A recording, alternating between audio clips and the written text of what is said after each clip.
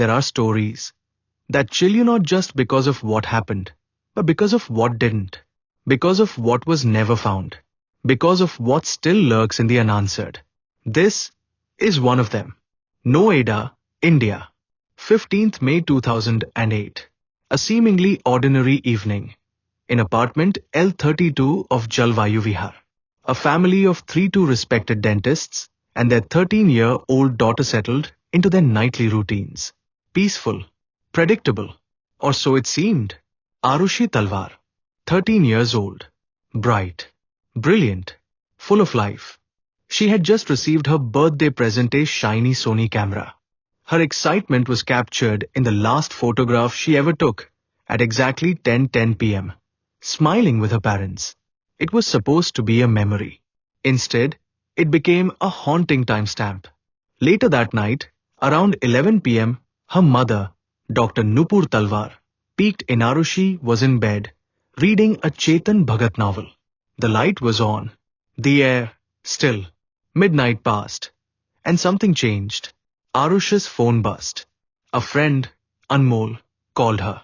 Once, then again, and a message. No reply. Hemraj Banjare, the Talwars' live-in domestic help from Nepal, had served dinner that evening. Around 10:30 p.m., he prepared his own meal, but it was never eaten. His bed, untouched, as if he never intended to sleep that night, or never got the chance to. 6 a.m. 16th May. Housemaid Bharti Mandal rang the bell. No answer. Minutes passed. Eventually, Dr. Rajesh Talwar opened the door. And what he said changed everything. He told Bharti, Hemraj has killed Aarushi. But when the police arrived around 7:15 a.m., they discovered a scene far more horrific and far more confusing. Aarushi was found in her bedroom. Throat slit, head crushed. Blood soaked her bed. Her room, locked from the outside except, somehow, that morning, it wasn't. The door was mysteriously unlocked. But where was Hemraj? Gone. Suspicion turned quickly. Police assumed he fled after committing the murder. But then, the twist. 17th May. 1 day later, the stench led officers to the terrace.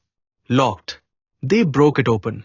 There lay Hemraj's body, partially decomposed, head crushed, throat slit just like Aarushi. 2 people murdered, under the same roof, in one night. And yet, no one heard a thing. Let's go back. The apartment had 3 entrances, a grill gate, a mesh door, and a wooden door. Arushi's door had a self-locking mechanism.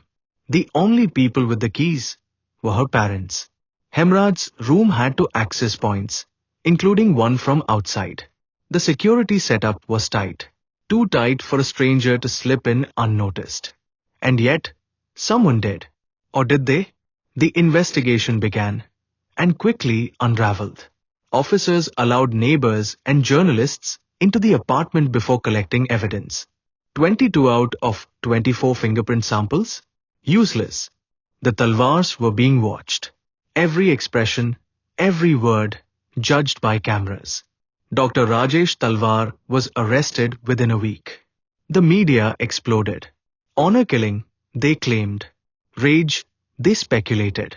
Secrets, they whispered. Aarushi, a child dragged through posthumous character assassination. Where was the truth? The case was handed over to the CBI. Twice. The first team suspected the domestic helps, Krishna, Rajkumar, and Vijay Mandal.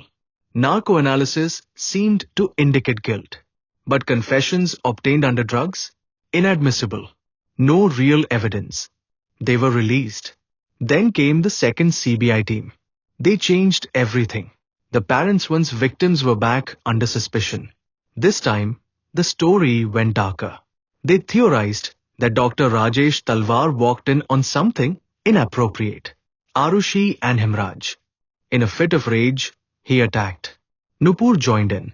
A golf club, a surgical scalpel, a crime of passion.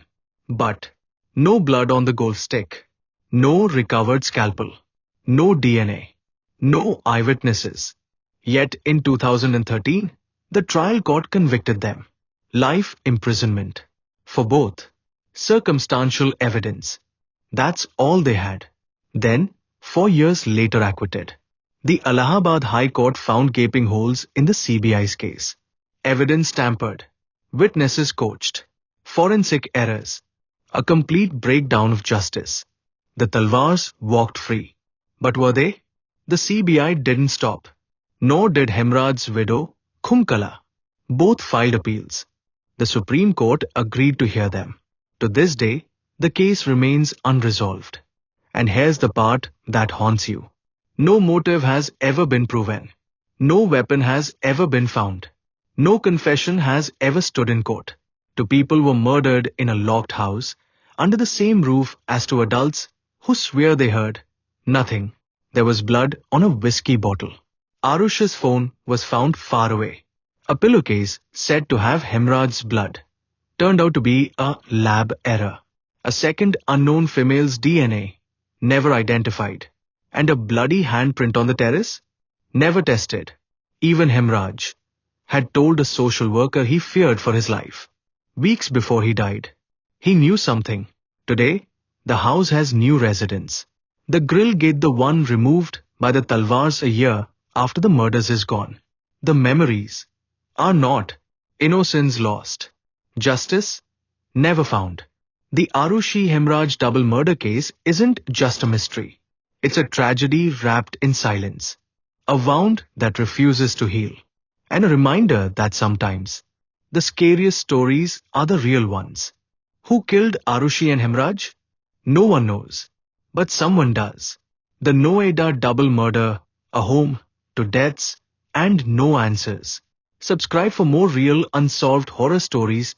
J.